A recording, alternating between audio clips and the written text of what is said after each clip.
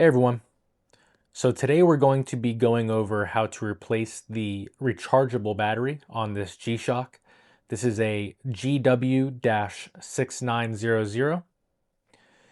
This watch is about 13 years old, and the only problem that I'm having with it is that the light does not come on anymore when you press that button. I was reading online that if you replace the battery, that could fix the issue. So we're going to go ahead and do that today and see if that fixes it. All right, so we're now going to go over the tools that are required for this battery change. You're first going to need a Phillips head screwdriver with a 000 bit. So I will have a link for the kit that I have here in the description below. And specifically, you're going to need that 000 bit, which can be found right there. Great kit. This is coming handy because it really has all the little bits you're going to need when you're doing any sort of small repairs on phones or watches. You're also going to need a set of tweezers just to help lift out the gasket and take the back plate off. You're going to need a brand new rechargeable battery. This is a CTL1616F by Panasonic.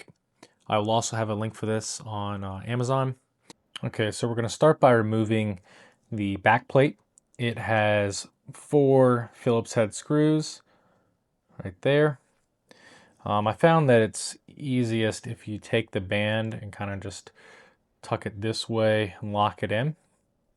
You don't have to take these straps off. You should be able to just take the back plate off, even with it kind of overlapping right there. So we'll first go ahead and take out the screws.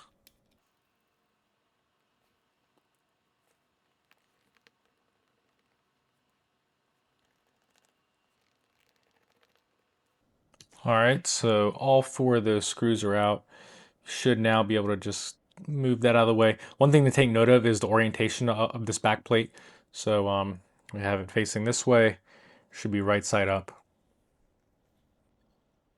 Should be able to just pop that right out. There we go. Just remove that. So there it is. And there's this little rubber gasket right here. We'll talk more about that when we reassemble it, but just set that off to the side. And then here, there are 2 metal pieces that hold this plate down. You'll want to just bend those back.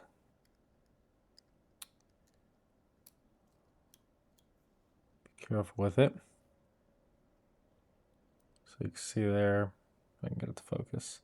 There's another metal piece there. Just bend that back.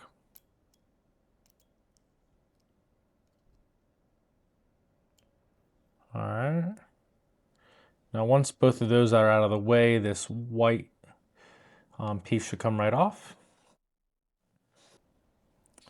All right, so now that we have the back case completely off, we're going to want these tweezers again. And we need to get in here and we need to pop the little clasp that is holding this, this battery down. It's kind of hard to see because it's not focused, but just stick it right in there.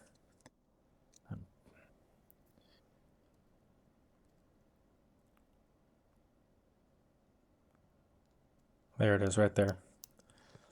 So as you can see, it just pops right out. It's just held down like that. And then the next thing is we can just remove the battery. It might be stuck to the sticker. If so, you just got to remove it. Oh, I want to keep the whole housing in there. And then the battery should just slide right out just like so. Okay, so we have the battery completely out. This is the old one here on the bottom, and then this is the brand new one. As you can see, the model numbers match up.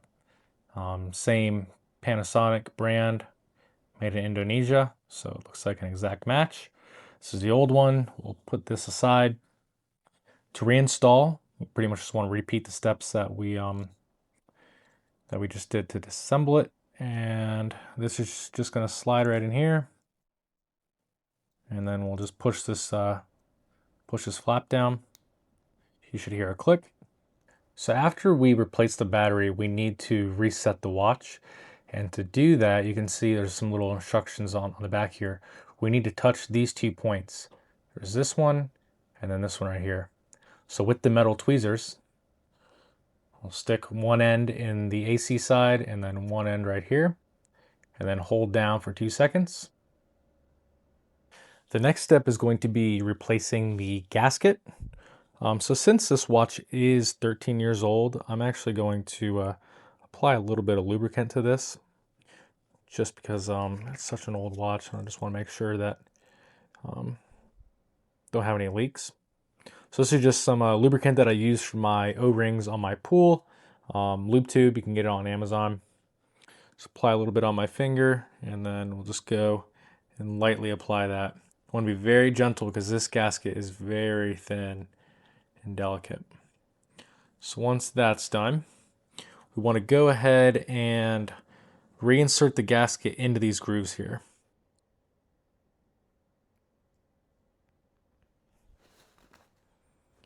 You can use your tweezers here to make sure he's seated in there.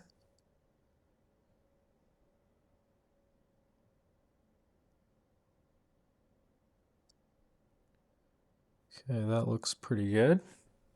So you should be able to see the groove, and then it should just sit right in there. Now that that's done, we'll go ahead and take this plastic piece, just reinsert that right in there. And then if you remember, there are those metal tabs on both sides that we just want to bend down to secure this piece in place. So those are bent down. Keep that in place. Now that the gasket's already there, just make sure it's still in position. We can take the back plate, make sure we have it in the right orientation so it's right side up. Slide it in. Might need to pull this back a little bit. There we go. And then before we go and tighten everything down, you just want to make sure that you don't have any of the gaskets sticking out along the edges. If you do, then you'll need to go back and make sure that the gasket is seated in the right location. In this case, looks like we're all good. So we're going to go ahead and put the screws back in.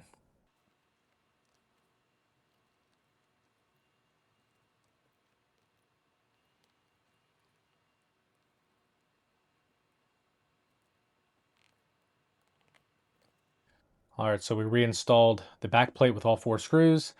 Everything's nice and secure. We can see that the watch is on and working. It's been reset, so we'll need to reset the clock here.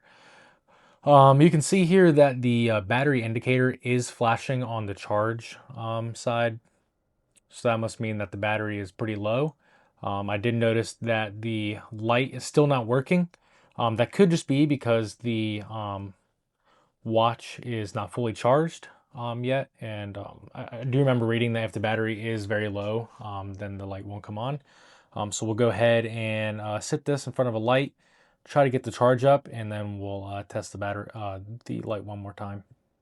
All right, so I let the watch sit in direct contact with a light for about half an hour, and that charged the battery all the way up to high, so we should be good. Unfortunately, the light is still not working. Not really sure what's going on there, but I do have a fresh battery in it now. If you have any ideas on how to fix this, or if you know what's going on, definitely let me know in the comments below. But other than that, that is going to conclude this video. I hope this helped you change your battery in your G-Shock. If you have any questions or comments, please leave them in the comments below, and I will definitely get back to you. If you like this video, please like and subscribe. That definitely helps out. And thanks for watching.